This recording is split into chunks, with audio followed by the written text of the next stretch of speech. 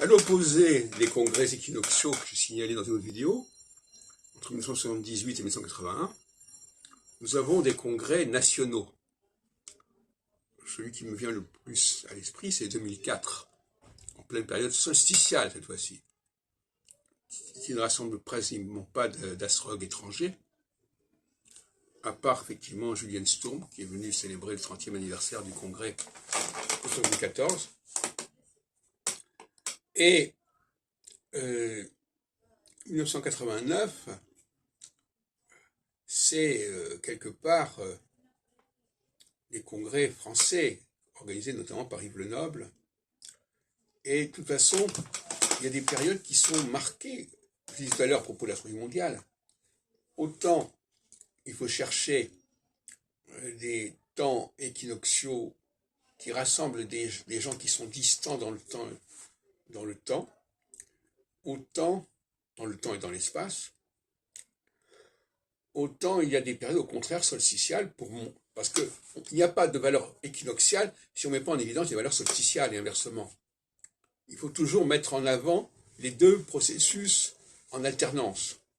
Si je fais une prévision dans un sens et j'en fais pas une dans l'autre sens, ça ne veut rien dire, ça n'est pas valable. Il faut qu'il y ait cette dialectique, absolument. Et donc, il y a des périodes qui se prêtent à rassembler au sein d'un pays donné par-delà les différences. Donc on évacue les différences, on les relativise. Et des périodes équinoxiales où l'on va reconnaître les différences au sein de sa propre entité, mais on va au contraire chercher des points communs, des passerelles entre des entités différentes. C'est la différence que j'appelle la guerre civile est plutôt équinoxiale et la guerre entre États est plutôt solsticiale. C'est-à-dire que si je fais attention davantage aux relations entre États, je vais forcément reconnaître la légitimité des clivages internes.